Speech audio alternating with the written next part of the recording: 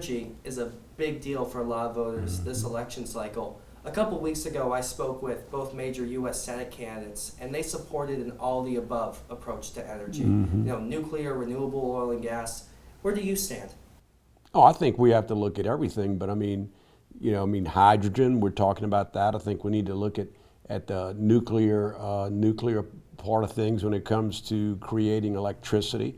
So, I've been in the industry for 45 years or so, and with the abundance of oil and natural gas that we have, we're the #1 producer, not only in the United States, but Texas rates up there with Saudi Arabia and some of the other Middle East major countries. So we need to utilize that asset in a smart and efficient way.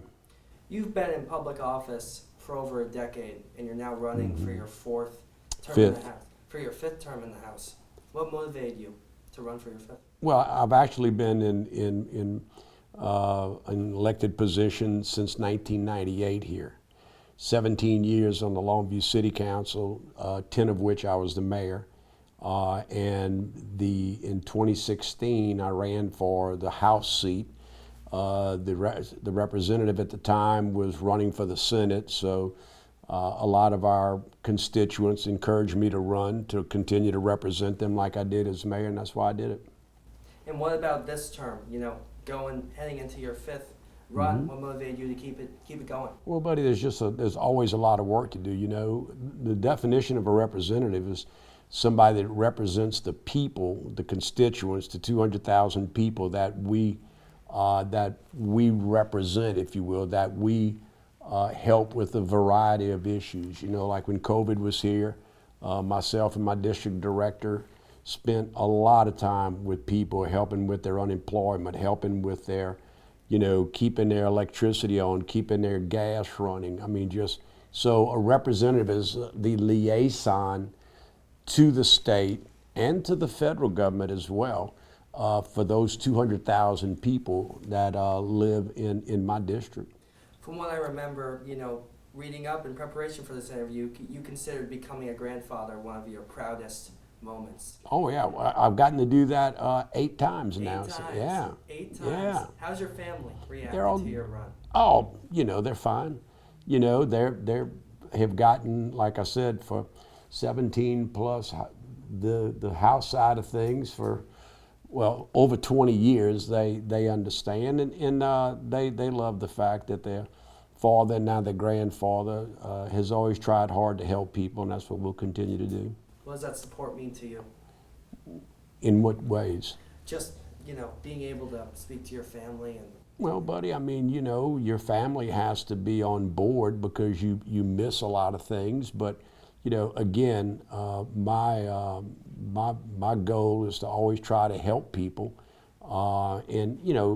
I'm very interested in everybody's quality of life and the things that we do in government to make sure that we enhance and improve everybody's quality of life. If elected to the 89th legislature, what would be your single biggest priority? Well, I don't know that there's a single biggest priority. I think we have to continue to work on things that are important to this region of the state. We're a very conservative state. I think we continue to work on property tax reduction and how we keep people in their homes and not be taxed out of their homes. I think we've got to look at other ways to lessen the burden on the school property tax side of our property taxes, and obviously, continue to work on the border security and the immigration problems.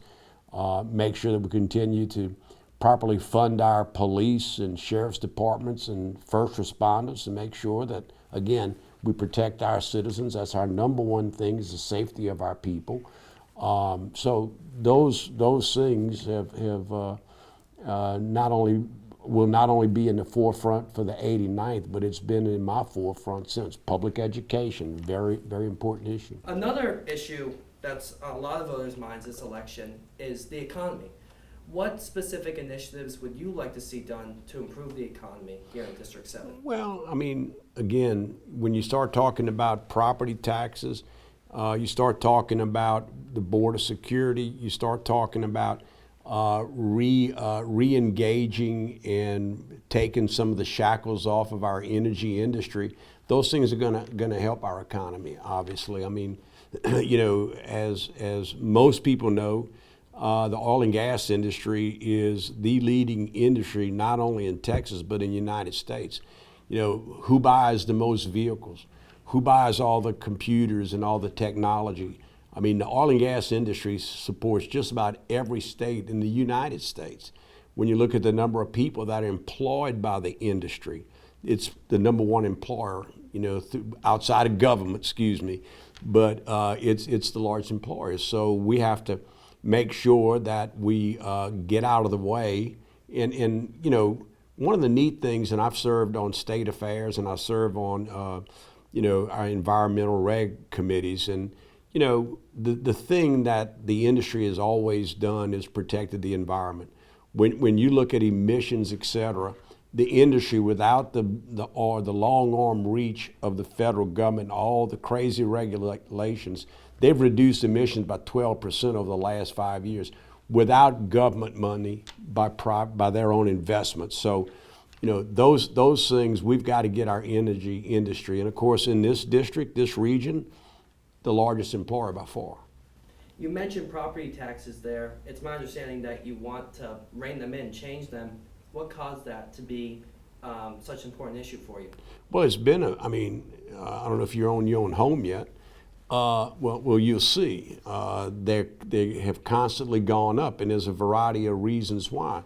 But the biggest driver in property taxes is the school portion of your property tax bill. It's 70% of your total tax bill is related to school.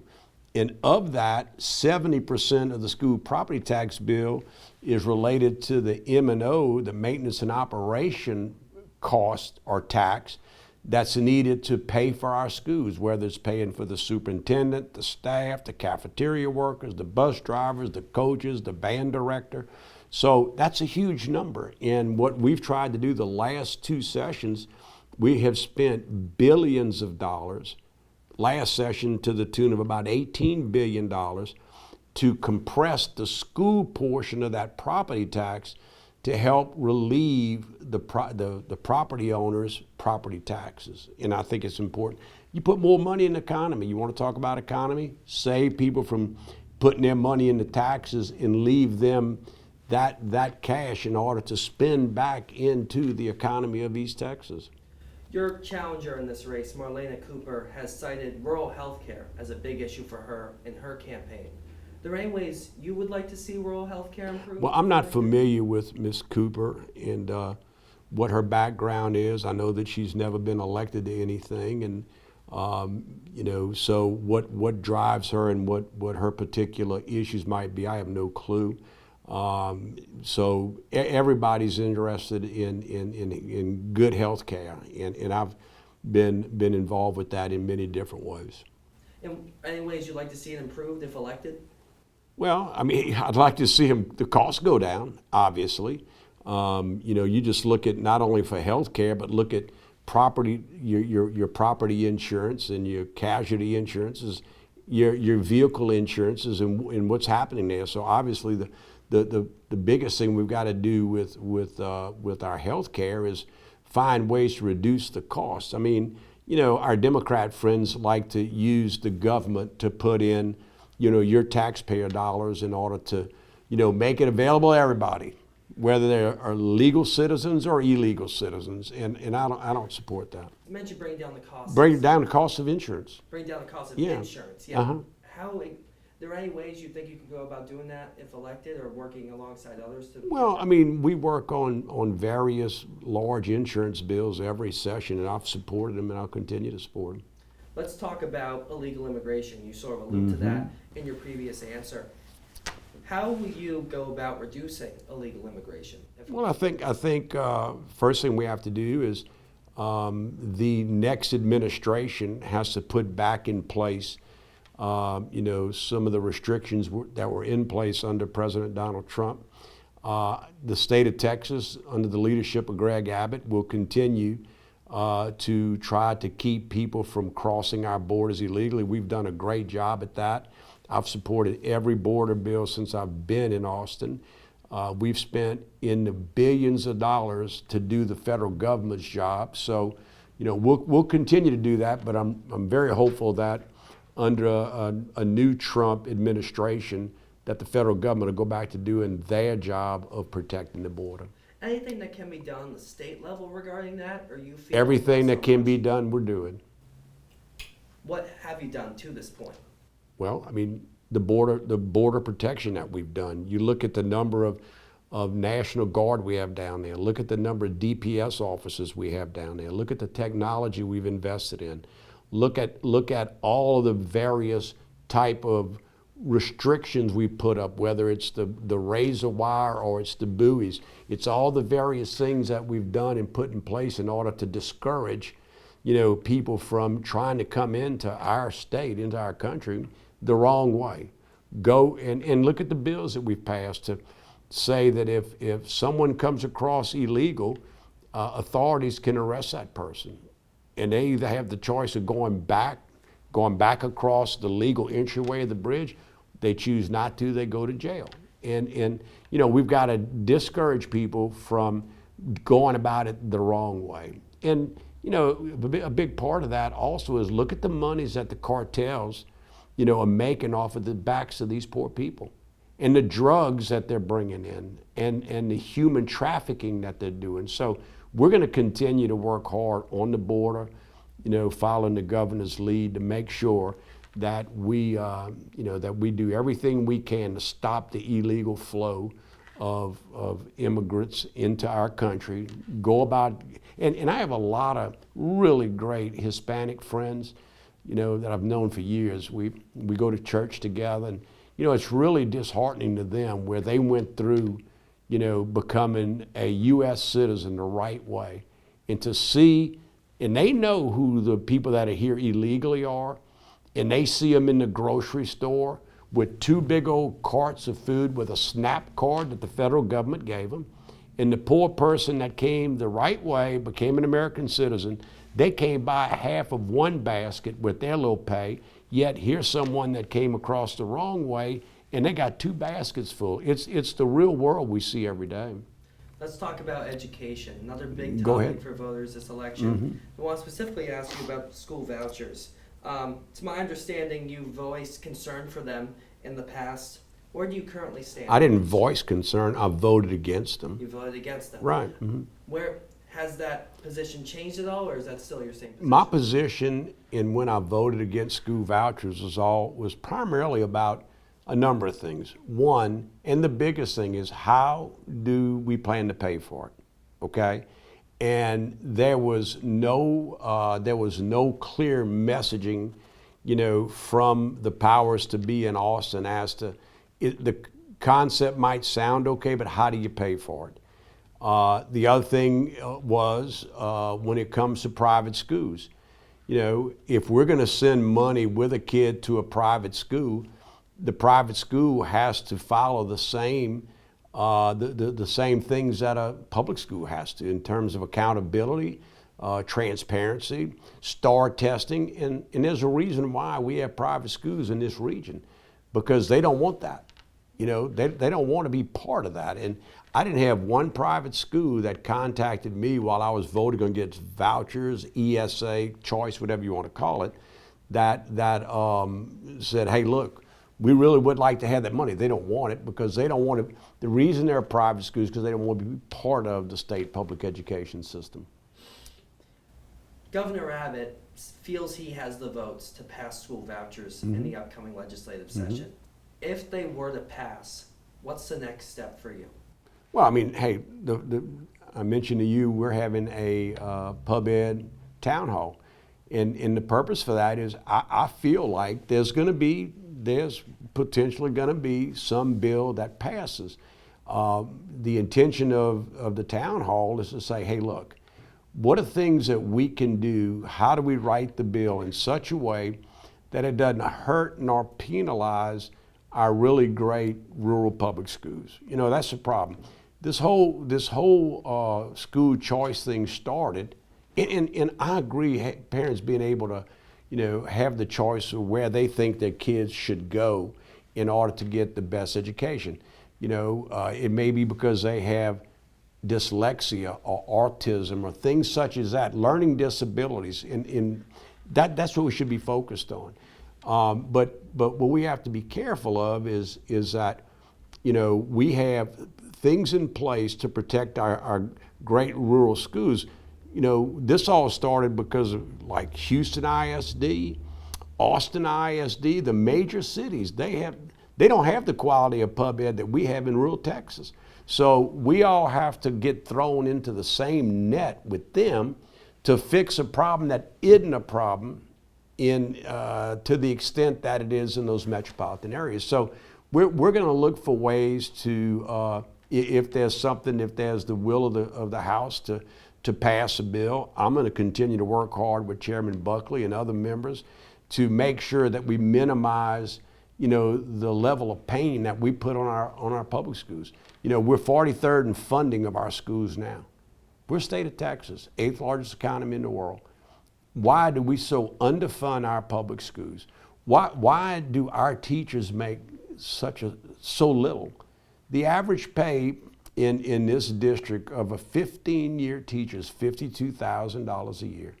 When we have truck drivers in the oil and gas business making $100,000 a year, and we're asking, these people, these great teachers to go in and really have to put up with a lot of red tape, and, all kids aren't great. You got some tough kiddos out there, so it's a shame that we ask them to almost babysit our children, yet we don't compensate them properly. So, and we have more work to do with our retired teachers. So we have a lot of work to do. This isn't a cookie cutter deal, and I'm proud of the fact that I've been there long enough and been in the business of trying to find ways to improve situations, make it a better bill for everybody, and I feel like we'll be able to do that. Last legislative session, there was a bill that would have mandated the 10 Commandments be placed in every classroom. Mm-hmm. That did not pass, but it did pass in your home state of Louisiana. Yeah. I want to ask you, what role, if any, should religion play in public education? Let me ask you a question. Every dollar bill you pick up, what does it say? In God we trust. What's wrong with allowing, if a school wants to place the 10 Commandments up, what's wrong with that? Whether that bill comes up again or not, I'd support it, because I believe that, we should always be paying, close attention to our faith and to our, what got us here. And we have the vitriol that's in this country right now. We need to go back to understanding what the good Lord had in mind for us when we became a country, and I want to make sure we do that. So religion should play some role in I think religion has always played. Look at the Constitution. Look how it was written. Nobody can, if they've taken civics or anything else, can sit here and say that religion didn't have a huge part in how the country was formed and how the Constitution was written. And that may upset some people, and I get it. I'm proud of my faith. I'm a cradle Catholic, and I'm proud of my faith, just as my great Baptist buddies, Church of Christ, and I have lots of friends that are Jewish, and we all can live together, and no one should be denied their right to their religion. It's my understanding that you've also called for removal of certain books from school libraries. Mm-hmm. Are there any specifically that come to your mind? No, and that's more of a policy and a process problem. So what I learned throughout that whole thing, I think it was HB 900, if I remember the bill number. But what happened was kids were coming home with these books, and unknowing to the parent looked at it, oh my God. And what happens is when a school district, when a public library goes to these wholesale book distributors and buys books A, book B, book C, et cetera, they make them a deal, right? They give them a deal on a package of books. And I think what we found was happening was that when they were ordering their books, they didn't look real closely at what the books were, what the titles were. They did the review of the book to make sure it was proper for the age group they were trying to service. So I think a lot of, in particular, the public school libraries shared with me that, hey, we didn't know those books were in there. I mean, they came as we got 10 cases of book in from such and such book distributor. And by the way, I used to drive a big delivery truck when I was a senior at LSU for the Louisiana Textbook Depository. Okay, so, you know, it was a good job. But anyway, a lot of times books came in that the that the librarians and the people doing the ordering had no clue they were getting in. So I think a lot what the bill is about is to go back and clean that up and put better processes in place. I'm getting down to the last few questions here. Okay. One thing I do want to ask you is about a report that was recently on KHOU 11. Oh, you're talking about the biggest liberal news media station in all of the Houston, Texas area? That one? Oh, man, yeah. That for all of my conservative friends, maybe you should go back and look at exactly what this organization is about, and I think you'll have a little different story about their reporting. I do want to ask you a question about it and give you a chance to respond, though. The report says that you flew to Longview to attend your grandson's graduation last May of 2023. Did you use campaign funds to pay for that person? Let me answer your question this way. First of all, before we got on a state-owned plane, I have the most conservative chief of staff. She's a Georgetown Juris Doctorate graduate, very conservative. We went to the laws, and if you go back and look at the laws regarding the use of state property, you'll find exactly how it has to happen. We also went to the Ethics Commission and clarified with them what we could do, what we couldn't do. So we used the plane. We paid for the plane. Let me back up. We used the plane to come to a community event because my grandson was in that graduating class. That was a community event, which the law is clear about, that can be used for that, okay? It'd be just like if I come home to attend an Eagle Scout ceremony. Oh, and one of my grandchildren happened to be there. Then that's a community event. When it comes to using my campaign fund, that's not taxpayer dollars. That's my campaign funds, and it is totally legal to use those. So you did use campaign Absolutely, funds. totally legal. To fly during that specific trip, you did use campaign Absolutely. funds.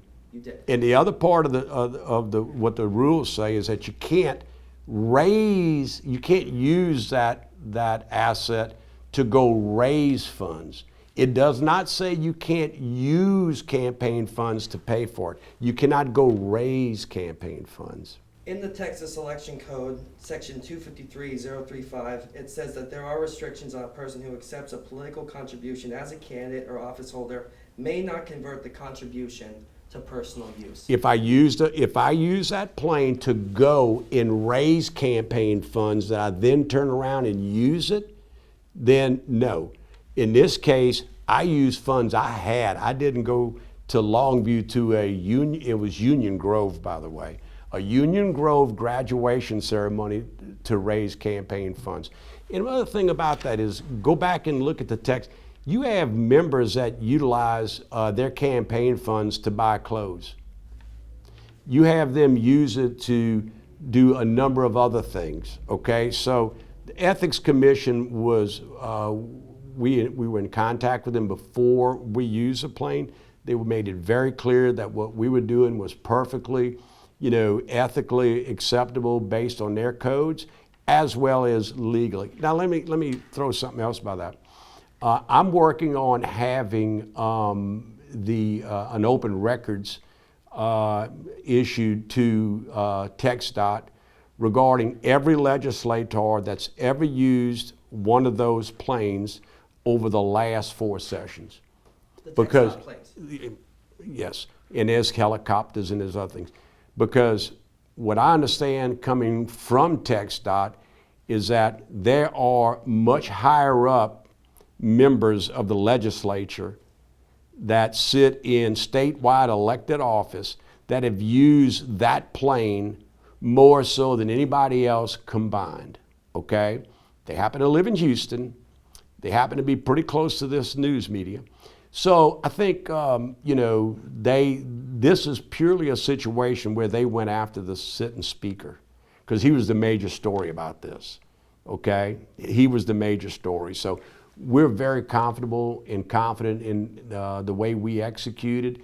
We got legal interpretation and direction before, as well as what we got from the Texas Ethics Commission and what TxDOT explained to us. So I'm very good with that. I would like to give you a chance to respond to what your challenger in this race, Marlena Cooper, said. She said in part, she feels that you did violate election code and have prioritized, quote, and I'll quote this from her statement, personal interests over the values of voters, personal interests over the voters in this district. What's your response to that? Well, I think what that shows is Ms. Cooper's lack of experience and understanding of the law, and I think had she would have done herself a favor, I think, and I get that she's not ever been in an elected office. She's running. I'm not even sure what her campaign's about, but if she would have taken the time and the due diligence to do what I did before I used a plane, she probably would have never made that little statement. It shows her lack of experience, and look, if that's the best she's got against me, I'll defend that every day. We've talked about a lot over the course of this conversation, and election day is coming up very quickly. It feels like it'll be here tomorrow. What would be your closing argument to voters as they go to the polls? Well, I think my closing argument's going to be my opening argument. Look at my record. I have a record. I think we are a very conservative area. 75% of our region is conservative Republican, and they are sending me back 5 times. So I think that speaks loudly about my record and my ethics for sure, my values when it comes to helping other people. I think when I was the mayor for 10 years, I still have people till this day calling me Mayor Dean because they know the work we did to improve the quality of their life, and I will continue to do that as long as the good Lord gives me the opportunity to serve.